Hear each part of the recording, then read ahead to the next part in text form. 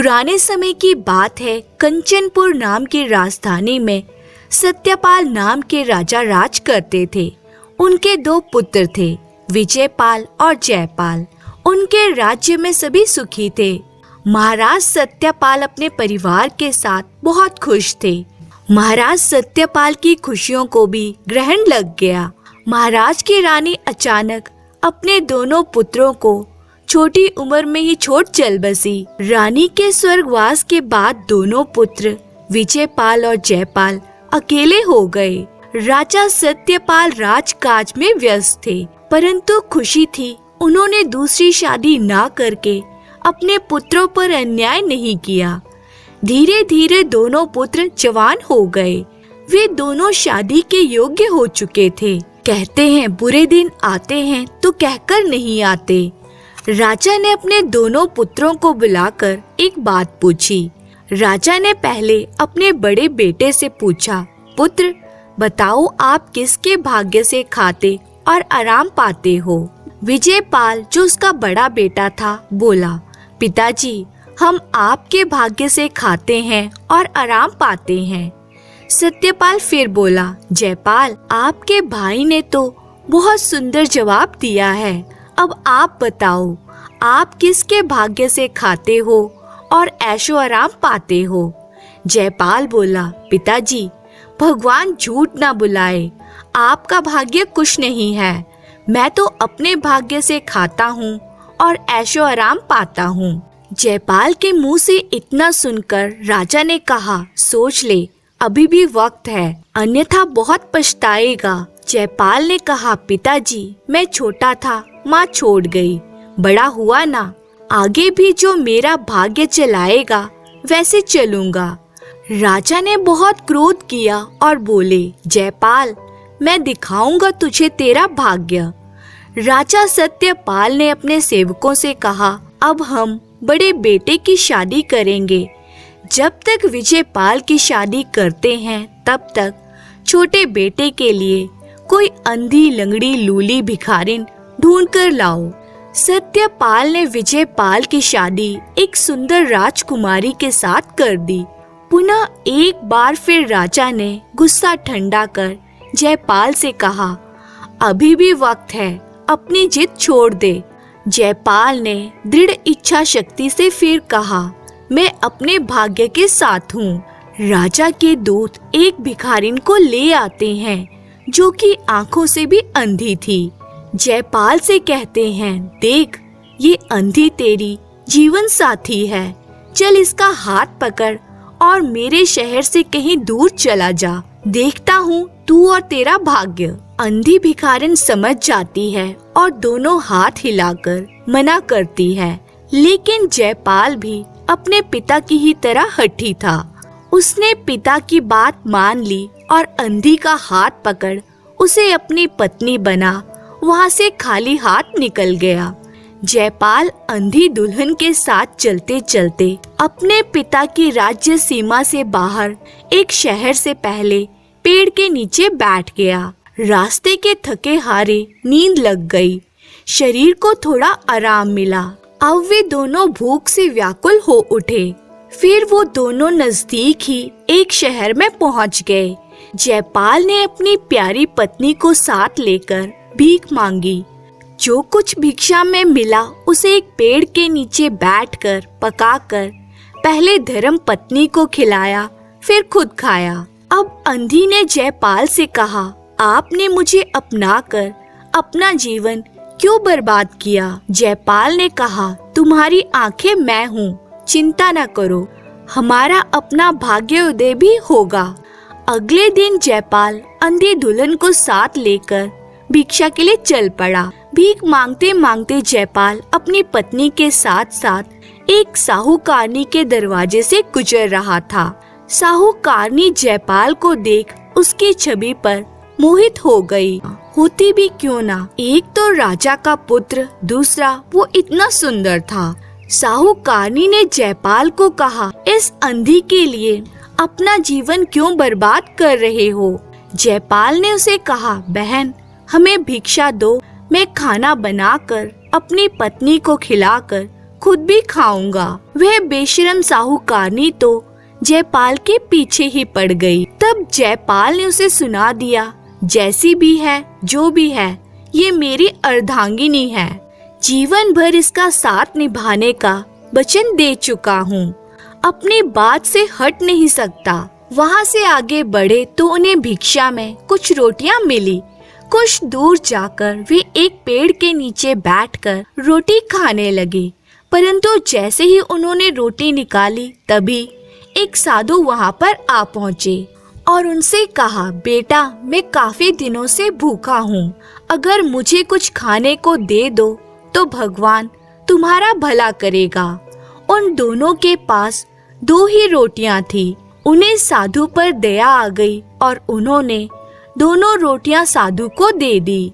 साधु ने रोटी खाई और उन्हें आशीर्वाद देकर वहां से चला गया और जाते समय उसने अपने कमंडल से कुछ जल निकालकर जयपाल की अंधी पत्नी पर छिड़का और चला गया।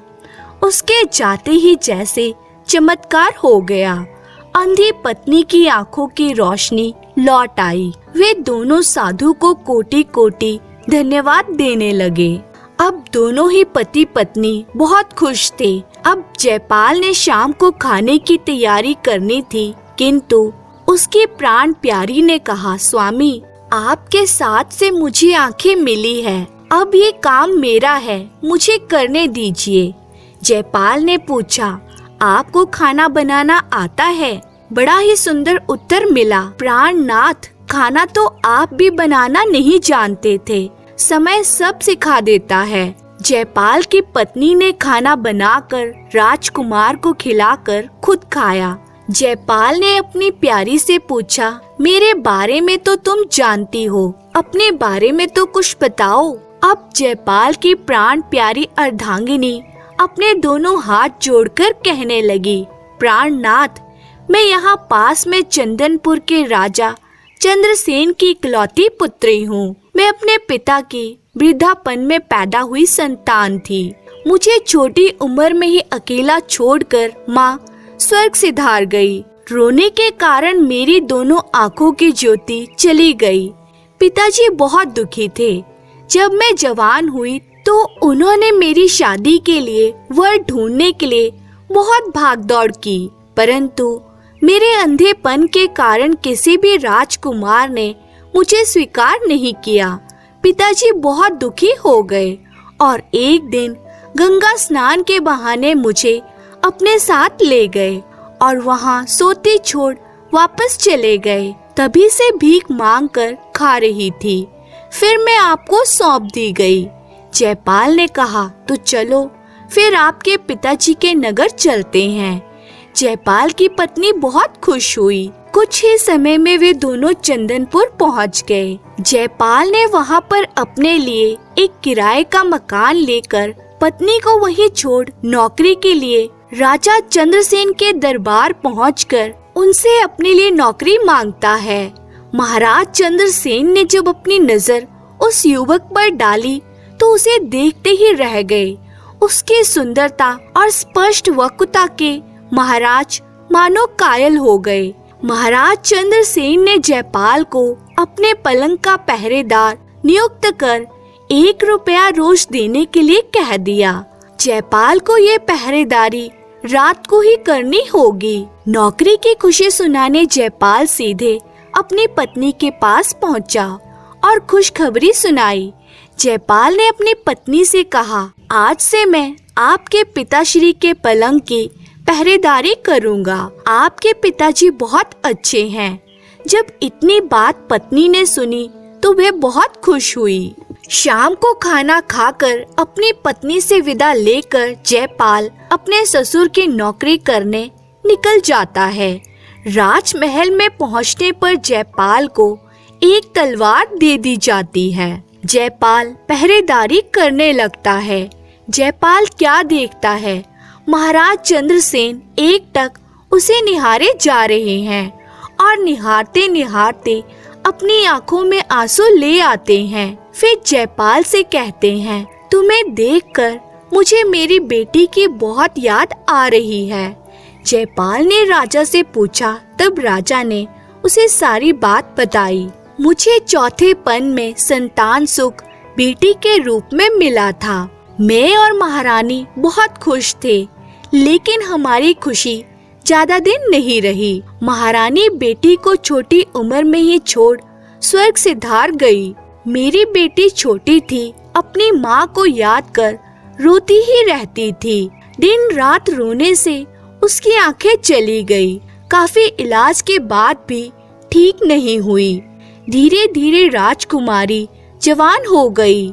मैंने उसके लिए बहुत से राजकुमार देखे, परंतु उसके साथ शादी करने को कोई भी तैयार नहीं हुआ। मैं भी काफी दुखी था। एक दिन गंगा स्नान के बहाने उसे गंगा किनारे सोता हुआ छोड़ आया। ना जाने जिंदा भी होगी। चंद्रसेन आगे कुछ कहता, जयपाल ने उसके मुंह पर हाथ रख दिया। राजा बेटी को याद कर रोने लगता है और जयपाल से कहता है, यदि तुम पहले आ जाते तो मैं अपनी बेटी की शादी तुम्हारे ही साथ कर देता।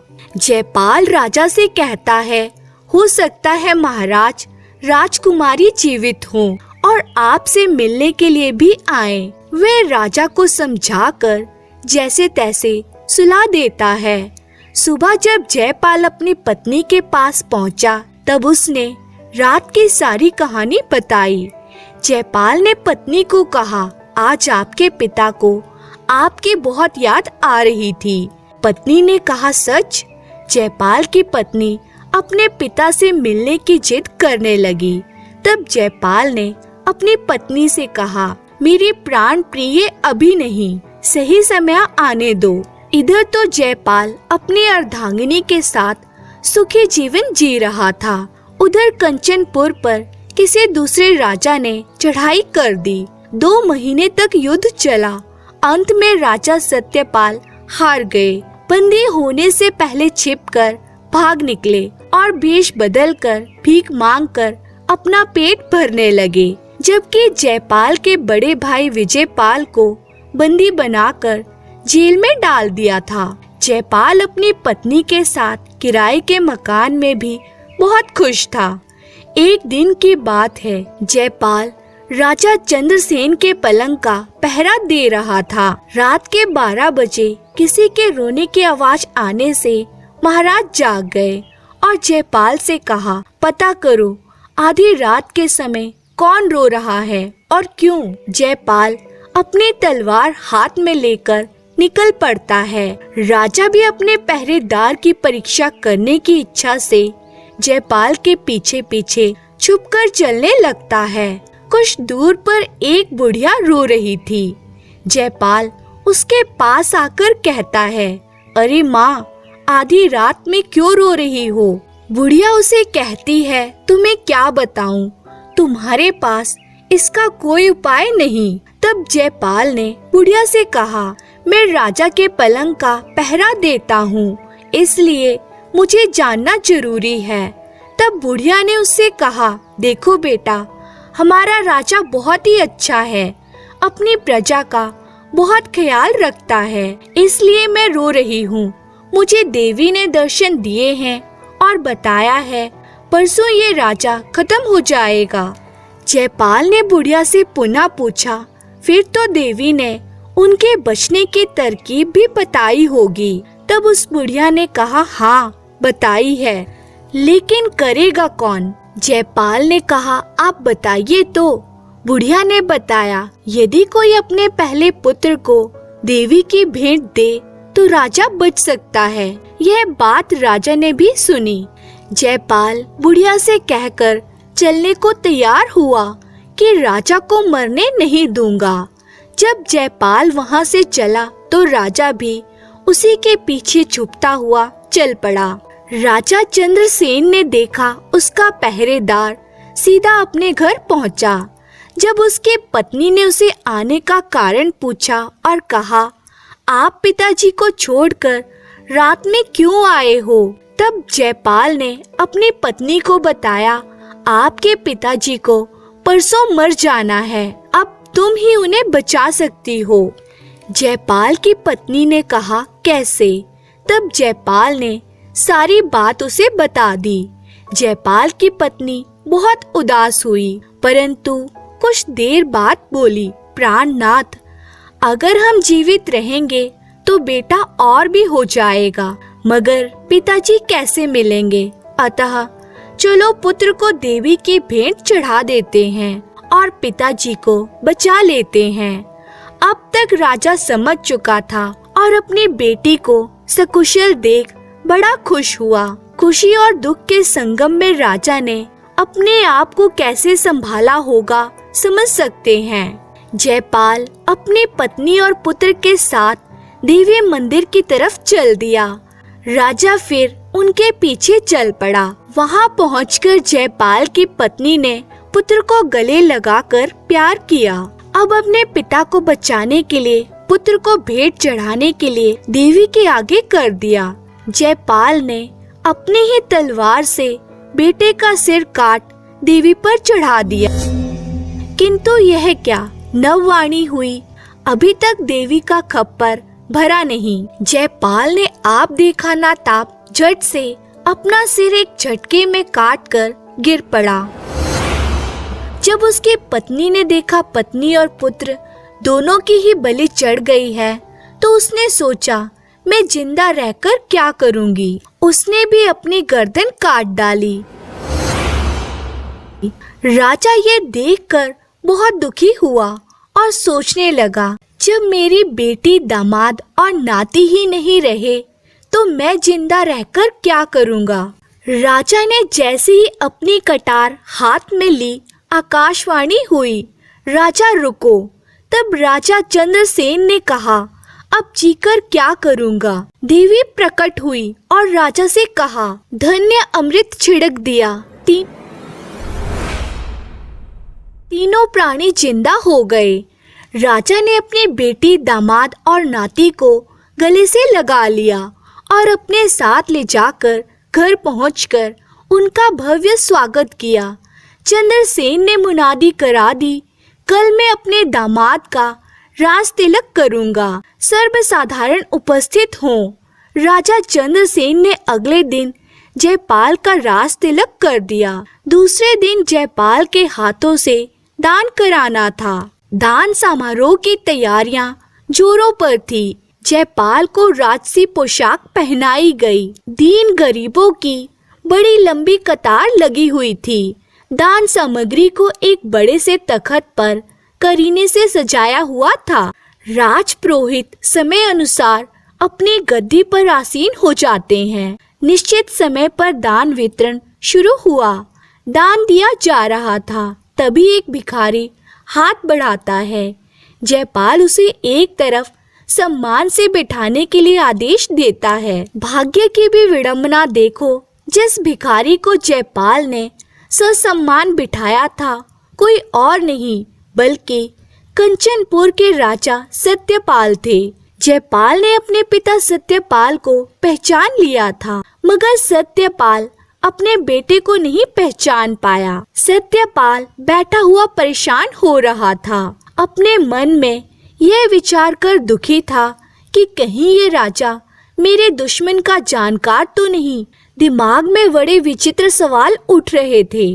जब दान समारोह समाप्त हुआ तो जयपाल ने सत्यपाल को अपने कक्ष में बुलवाया। सत्यपाल डरते डरते चल रहा था। जब सत्यपाल नजदीक आया तो जयपाल उठकर खड़ा हुआ और भिखारी को पिताजी कह के संबोधित किया। फिर भी सत्यपाल अपने बेटे को नहीं पहचान पाया। जयपाल ने अपने पिता से कहा, पिताजी आप जयपाल को भूल सकते हो, परंतु जयपाल अपने पिता को नहीं भूल सकता।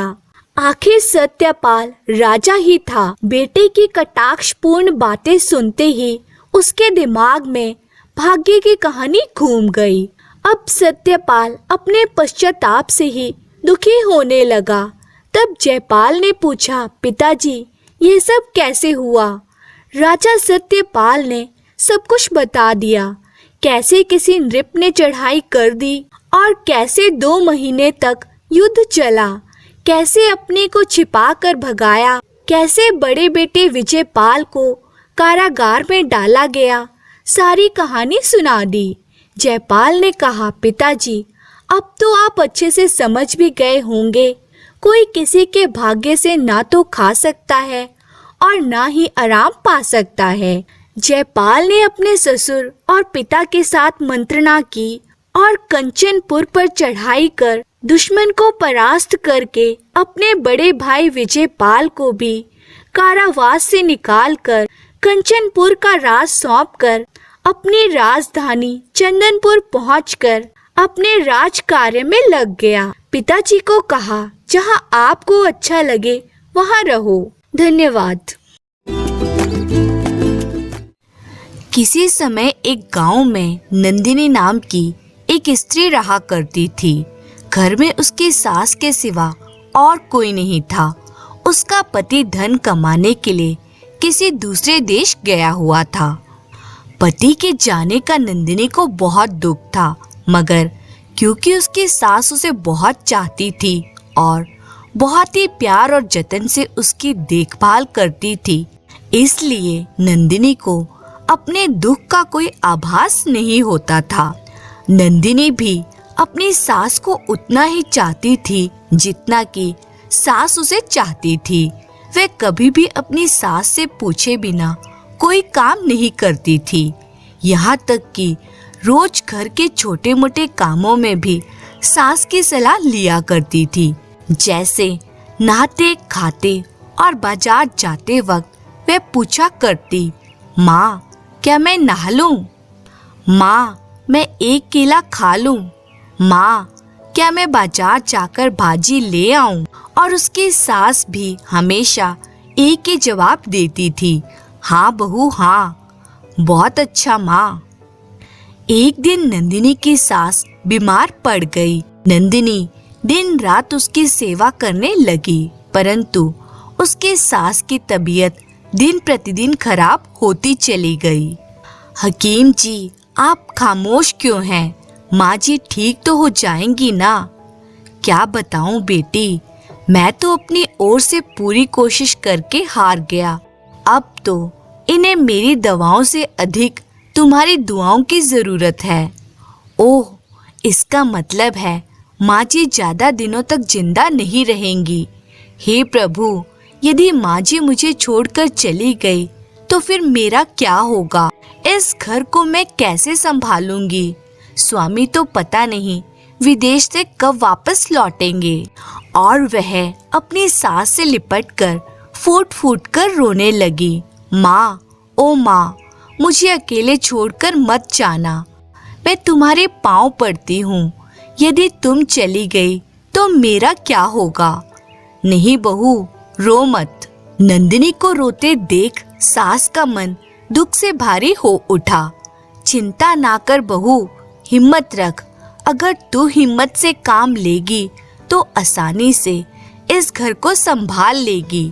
फिर तेरा पति भी तो जल्दी ही घर लौटने वाला है, तब तुम्हें किसी बात का कोई कष्ट नहीं होगा। ओह माँ, पता नहीं वे जल्दी लौटेंगे या वर्षों बाद। तब तक मैं अकेली कैसे रहूंगी? घर का काम काज कैसे करूंगी? आज तक तो मैं तुम्ही से पूछकर घर को संभालती आई हूँ। तुम्हारे जाने के बाद मुझे कौन सलाह देगा? नहीं नहीं, तुम मुझे छोड़कर मत जाना मेरी अच्छी माँ। रो मत बेटी, ठहर, मैं तुझे एक चीज देती हूँ, उससे तेरा काम आसान हो जाएगा। कहकर उसकी सास ने अपने सिरहाने से एक लकड़ी की गुड़िया निकाली और उसे देते हुए बोली, ले बेटी, इस गुड़िया को अपने पास रख ले। जब मैं नहीं रहूंगी तो इसी को मेरी जगह मान लेना। लेकिन माँ, यह तो लकड़ी की गुड़िया है, कैसे बोलेगी? कैसे मुझे सलाह देगी? बेटी, सच्चा प्रेम, श्रद्धा और लगन पत्थर में भी प्राण डाल देती है। जब तू सच्चे हृदय से मुझे पुकारेगी तो मैं जरूर तुझे इस गुड़िया में दिखाई दूंगी। और कुछ दिनों बाद ही नंदिनी की सास उसे इस दुनिया में अकेला छोड़कर स्वर्ग से धार गई। ओह माँ जी, आप मुझे छोड़कर क्यों चली गई? आस पड़ोस की मदद से नंदिनी ने विधिवत अपनी सास का दाह संस्कार और क्रियाक्रम किया। कई दिनों तक तो दुख और शोक के मारे बेचारी नंदिनी कुछ न कर सकी। फिर एक दिन उसे सास द्वारा दी गई गुड़िया की याद आई। उसने गुड़िया निकाली और काफी देर तक उसे ताकते रहने के बाद उससे बोली, अब तुम ही मेरी माँ हो। मैं जहाँ जाऊंगी तुम्हें हमेशा अपने साथ रखूंगी। जब मुझे जरूरत होगी तुम्ही को मुझे सलाह देनी होगी। ठीक है बहू। गुड़िया को अचानक बोलते देख नंदिनी को काफी हिम्मत बंध गई। उसी दिन से वह गुड़िया की सलाह से ही काम करने लगी। गुड़िया भी वास्तव में उसे सास की तरह सलाह मशवरा देने लगी। माँ, सुबह हो गई है, क्या मैं उठकर घर की सफाई करके रोटी पका लूं? हाँ हाँ बहू, उठ जा और घर की सफाई करने के बाद अपने लिए रोटियां सेक ले। इस तरह एक एक करके दिन बीतते गए। नंदिनी ने धीरे धीरे घर का सारा काम काज संभाल लिया और वह कुशल गृहिणी बन गई। लेकिन वे गुड़िया को हमेशा अपने साथ रखती थी और जब भी उसे किसी विशेष कार्य के लिए कोई निर्णय लेना होता तो वह उसी की सलाह लिया करती थी। एक संध्या को जब नंदिनी ने चूल्हा जलाना चाहा तो वो सोचने लगी, अरे घर में लकड़ियां तो है नहीं, अब चूल्हा कैसे जलाऊं?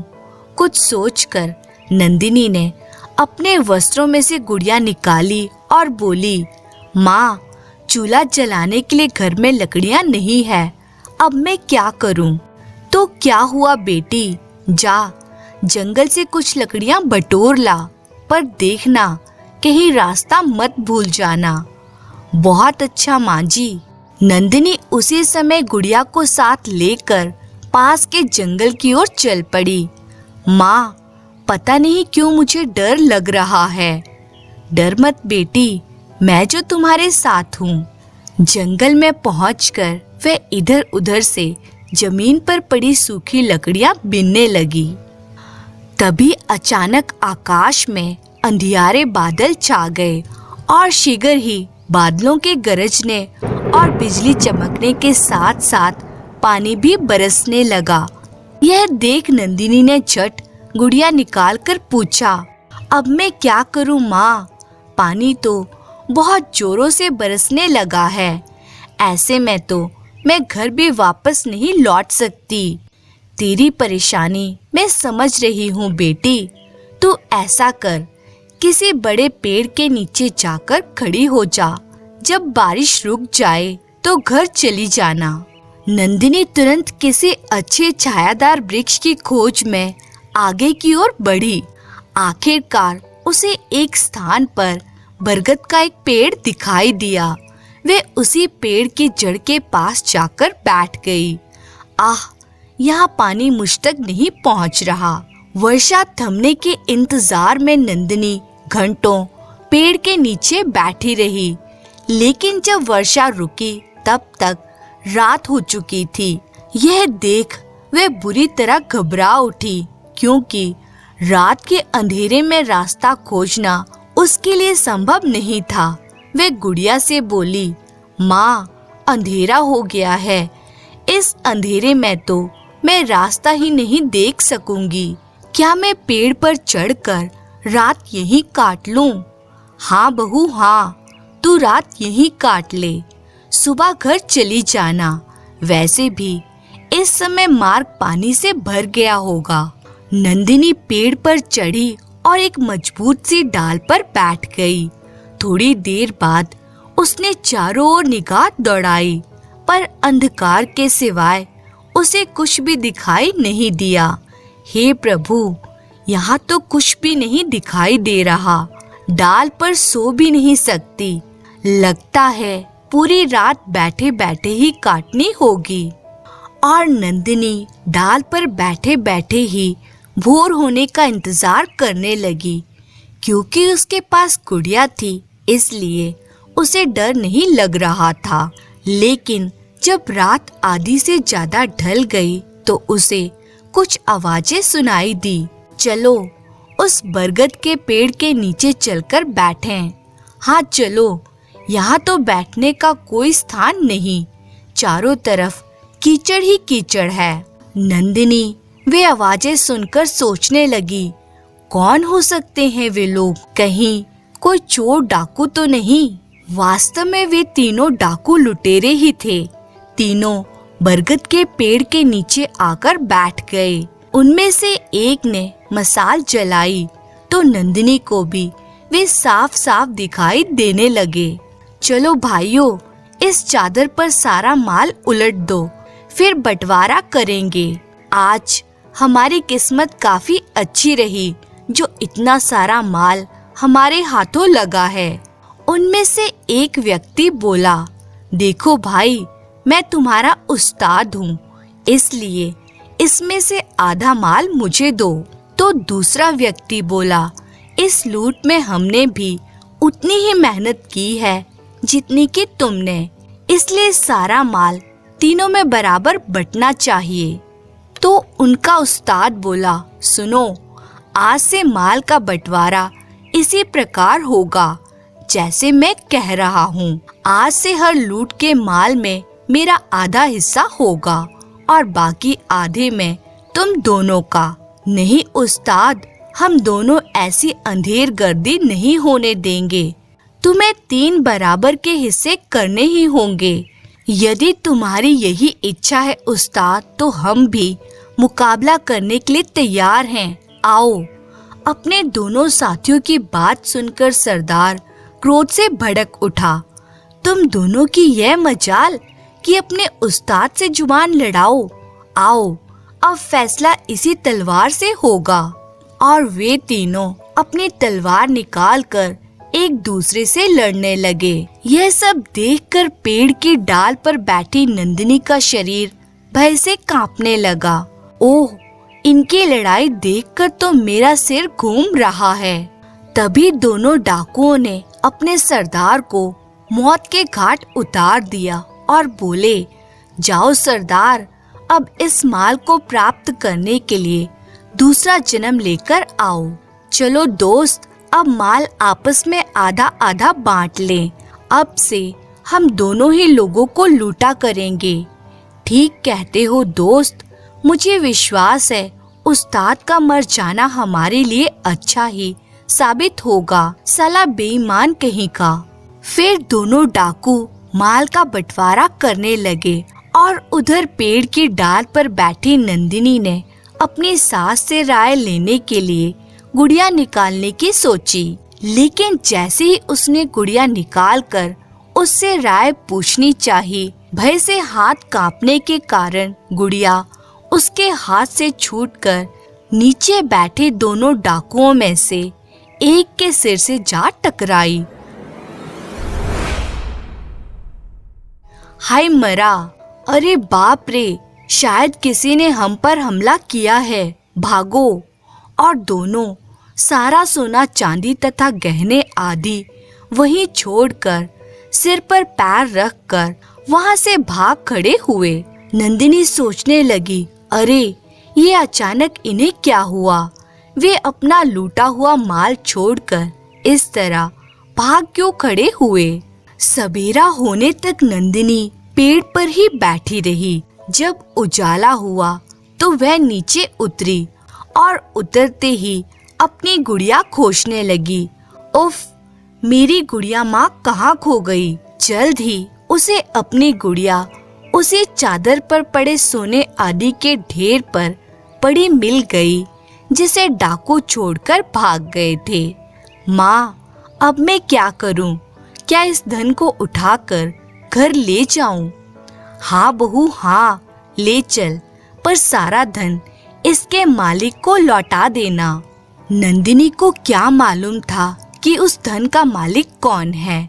फिर भी उसने वे सारा धन बटोरा और घर ले आई। घर आकर वे सोचने लगी, कितना ढेर सारा धन है, पता नहीं किस अभागे का होगा। कोशिश करूंगी कि इसके मालिक को खोजकर यह अमानत उस तक पहुंचा दूं। लेकिन अभी उसे घर आए कुछ ही देर हुई थी कि किसी ने द्वार खटखटाया। इतनी सुबह सुबह कौन हो सकता है? ओह, कहीं वही डाकू अपना माल लेने तो नहीं आ पहुँचे। जरूर ऐसी ही बात होगी। घबराकर उसने गुड़िया से पूछा, माँ, क्या मैं दरवाजा खोल दूं? हाँ बेटी, खोल दे। हो सकता है बाहर खड़ा व्यक्ति वही हो जिसका वे सारा धन है। लेकिन माँ, यदि आने वाले वही डाकू हुए जो जंगल में अचानक ही अपना धन छोड़कर भाग खड़े हुए थे, तो फिर? बेटी, चोर डाकू दिन के समय किसी के घर आने का साहस नहीं कर सकते, तो दरवाजा खोल दे। नंदिनी ने दरवाजा खोल दिया। दहलीज पर उसका बरसों से बिछड़ा हुआ पति खड़ा था। देवी, तुम नंदिनी ही हो ना? हाँ, लेकिन आप कौन हैं और मुझे कैसे जानते हैं? मैंने तो पहले आपको कभी देखा नहीं। ओह मेरी प्यारी नंदिनी, तुमने मुझे पहचाना नहीं। मैं तुम्हारा पति देवराज हूँ। क्या स्वामी, आप हैं? प्रसन्नता से आत्मविभोर हो नंदिनी ने तुरंत अपने पति के चरण छुए। अरे पगली, उठो, तुम्हारी जगह इन चरणों में नहीं, मेरे दिल में है। नंदिनी, माँ कहाँ है? उनका स्वर्गवास हुए तो काफी वर्ष बीत गए स्वामी। ओह, मैं तो डर गई थी स्वामी। मैंने समझा था कि शायद कोई अपनी चीजें लेने आया होगा। कैसी चीजें? आइए, खुद ही अपनी आंखों से देख लीजिए। अरे, यह धन तो मेरा है। यह सब तुम्हें किसने दिया? यह सब कुछ मुझे जंगल में कुछ डाकुओं से मिला है। उसका पति सोचने लगा, अच्छा, तो यह सब इसे डाकुओं से मिला है। इसका मतलब तो यह हुआ कि मेरी पत्नी डाकुओं से मिली हुई है। अरे चुड़ैल, यह सारा धन मेरा ही है। इसका मतलब यह हुआ कि तू उन डाकुओं के साथ मिली हुई है। मैं ऐसी पत्नी की सूरत भी नहीं देखना चाहता। मैं अभी इसी समय वापस जा रहा हूँ। नहीं नहीं, मुझे छोड़कर मत जाइए स्वामी। मुझे बहुत कुछ कहना है। पहले मेरी सारी बात अच्छी तरह से सुन लीजिए। फिर नंदिनी ने पिछली रात जंगल में जो कुछ हुआ था वह सब कह सुनाया। सब कुछ सुनकर उसके पति ने आश्चर्यचकित होकर पूछा, तुमने जो कुछ बताया क्या वे सच है? स्वामी, मैंने एक भी बात झूठ नहीं कही है। विश्वास ना हो तो माँ जी से पूछ लीजिए। माँ जी, अपने बेटे को बताइए ना कि यह धन मुझे कब और कहाँ से मिला, और जो कुछ मैंने इन्हें बताया है वह सच है या झूठ। बेटा, बहू जो कुछ कह रही है वह सब सच है। तुम इसकी बात सुनो और आनंद पूर्वक इसके साथ रहो। अब तक मैं तुम्हारे ही लौटने का इंतजार कर रही थी। आज मैं तुम दोनों से हमेशा हमेशा के लिए विदा ले रही हूँ। अच्छा बेटा, विदा कहकर गुड़िया हमेशा हमेशा के लिए खामोश हो गई। नंदिनी, मेरी अच्छी पत्नी, मुझसे भूल हुई जो तुम्हारी बात पर अविश्वास किया। मैं तुमसे बहुत लज्जित हूँ। मुझे क्षमा कर दो। ऐसा न कहिए स्वामी, और मुझे बताइए कि यह धन आपके पास से उन डाकुओं के पास कैसे पहुँच गया? सुनो नंदिनी, मैं कल शाम वर्षों बाद घर लौटकर आ रहा था। इतने वर्षों में मैंने जो कुछ भी कमाया था वह सब मेरे साथ था, और मैं यही सोच रहा था, बस इस जंगल को पार करते ही मेरा गांव आ जाएगा। तभी अचानक जंगल में 3 डाकुओं ने मुझ पर हमला कर दिया और बोले, खबरदार, जो कुछ भी तुम्हारे पास है हमारे हवाले कर दो, वरना बेमौत मारे जाओगे। उन्हें मुझ पर कोई तरस नहीं आया और वे मेरी सारी कमाई तलवार की नोक पर लेकर भाग गए।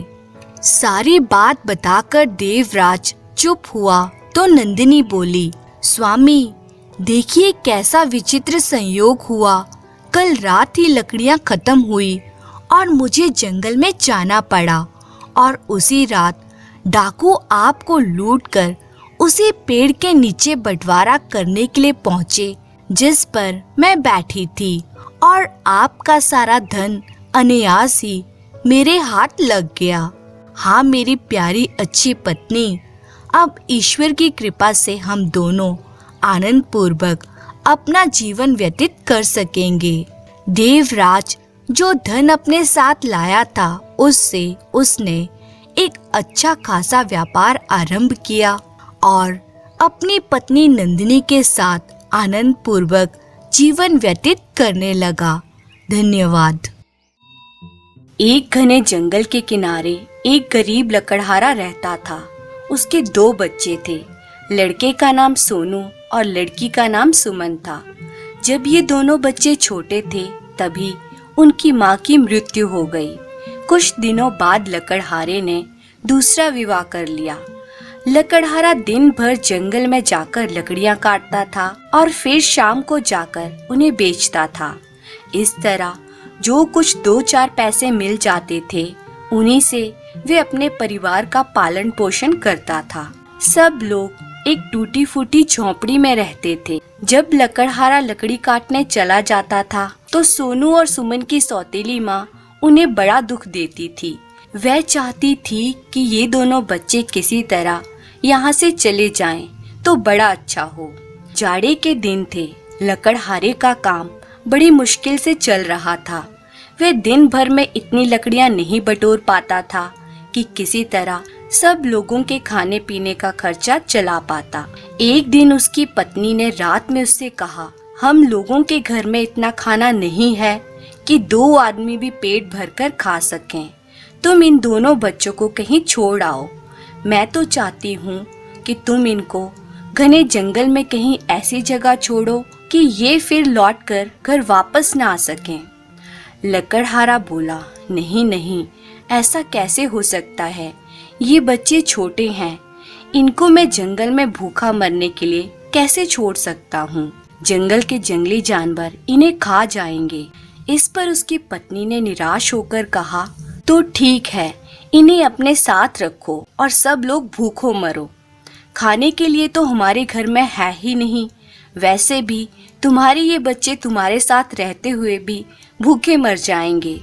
अगर तुम इन्हें कहीं जंगल में छोड़ आओगे तो हो सकता है इनका भाग्य इनका साथ दे और भटकते हुए कहीं ऐसी जगह पहुंच जाएं जहां इन्हें भूखा ना मरना पड़े। इस प्रकार उस दुष्ट औरत ने अपने आदमी को बहुत बहकाने की कोशिश की। अंत में हार कर लकड़हारे को अपनी पत्नी की बात माननी पड़ी। वह बोला, ठीक है, कल ही हम लोग दोनों बच्चों को जंगल में छोड़ आएंगे।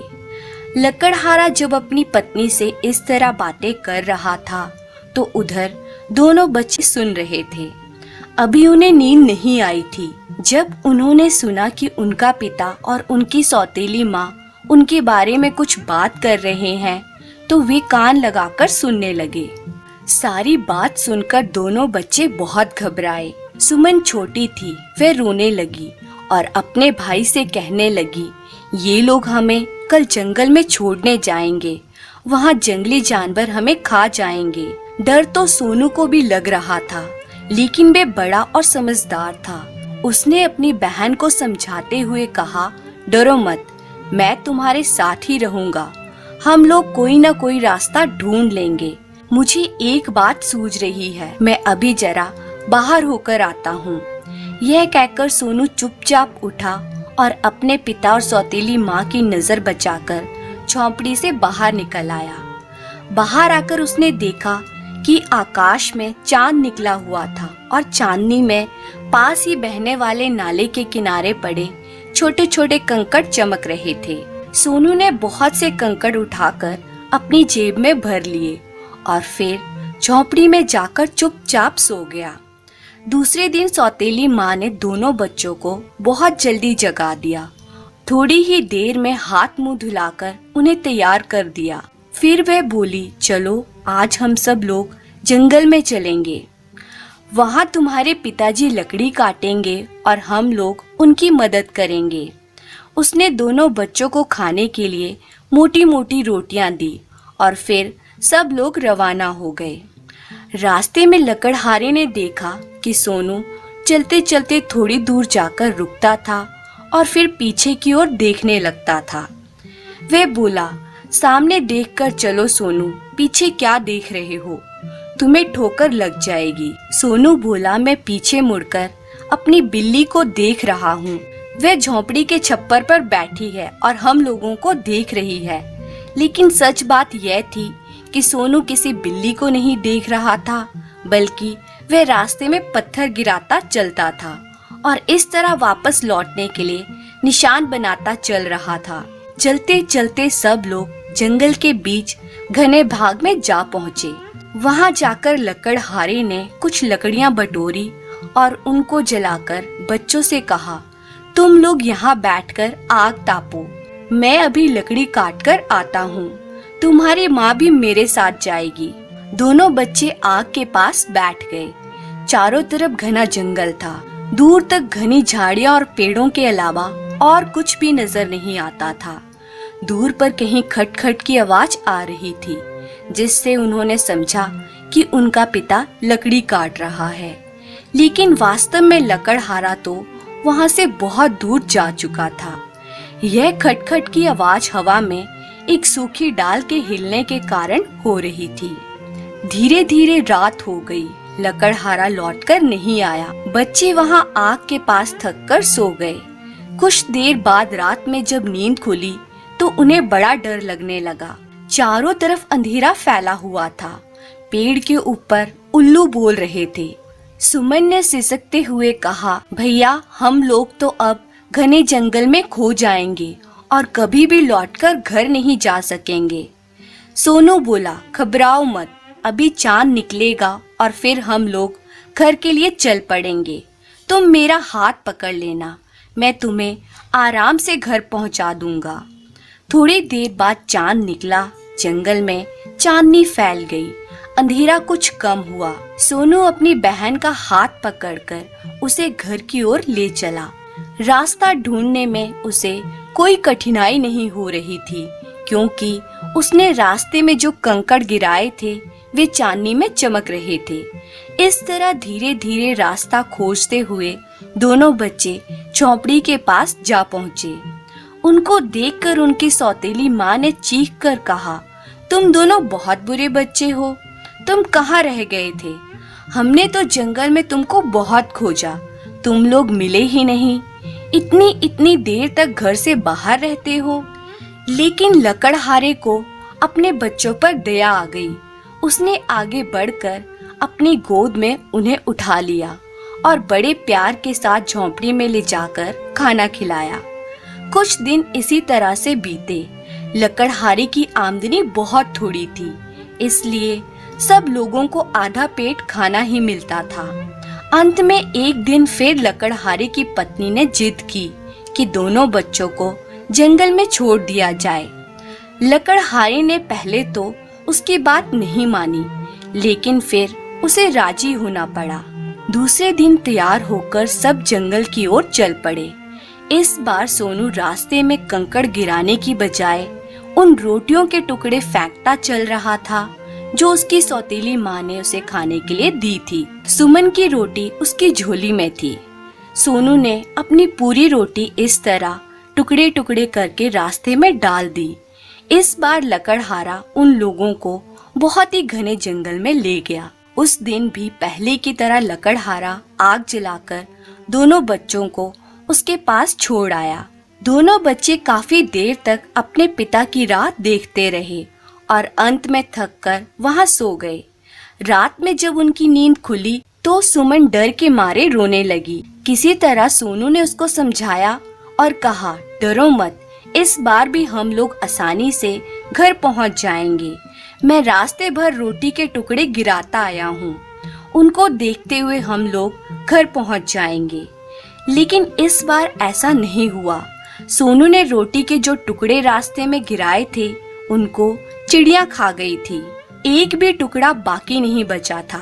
दोनों भाई बहन जंगल में भटकते फिर रहे थे, लेकिन उन्हें रास्ता नहीं मिल रहा था। भटकते भटकते वे और भी घने जंगल में पहुंच गए। इस तरह भटकते हुए 3 दिन बीत गए।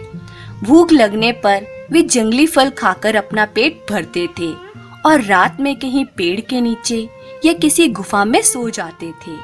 सुबह होने पर वे फिर चल पड़ते थे।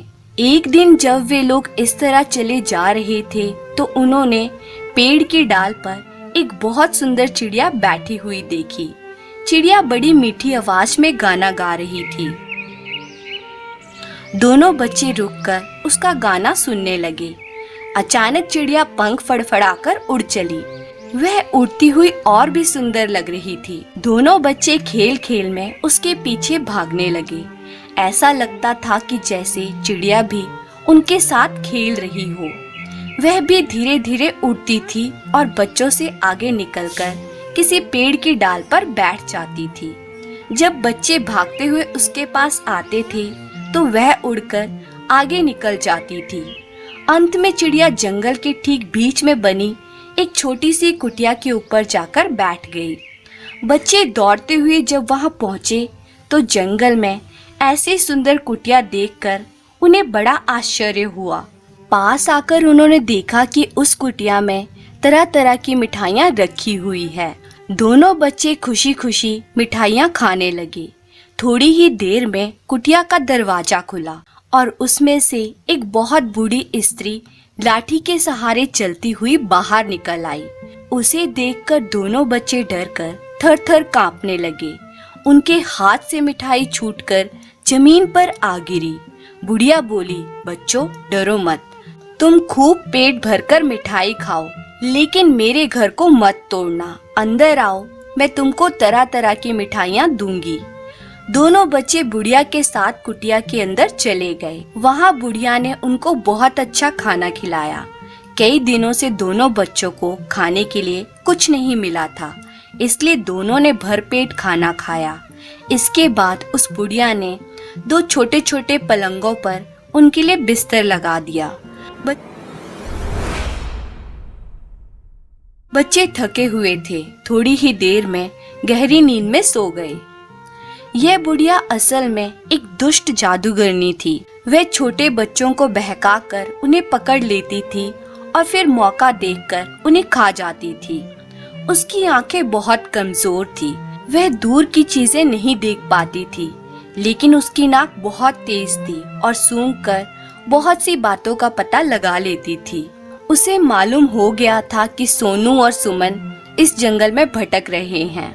किसी तरह उनको पकड़ने के लिए ही उसने अपनी कुटिया के बाहर तरह तरह की मिठाइयाँ रखी हुई थी। दूसरे दिन सुबह वह बुढ़िया उन बच्चों को देखने के लिए गई। दोनों बच्चे आराम से अपने अपने बिस्तर में सो रहे थे। उसे यह देखकर बड़ी खुशी हो रही थी कि एक साथ 2 बच्चे उसके जाल में फंस गए हैं। उसने अपने मन में कहा, अगर ये बच्चे मोटे ताजे होते तो ज्यादा अच्छा होता। ये बड़े दुबले पतले हैं। खैर, फिर उसने सोनू को चुपके से उठाया और उसे एक लोहे के पिंजरे में बंद कर दिया। सोनू सोता ही रहा, उसे पता न चला कि क्या हुआ। इसके बाद वे सुमन के पास पहुंची और उसे झकझोर कर जगाते हुए बोली, उठ आलसी लड़की, उठ, जल्दी उठ और जरा काम करा। चल पहले अंगीठी जला दे और इसके बाद पानी गरम कर, फिर जल्दी नाश्ता तैयार करने में मेरी मदद कर। मैंने तुम्हारे भाई को पिंजरे में बंद कर दिया है।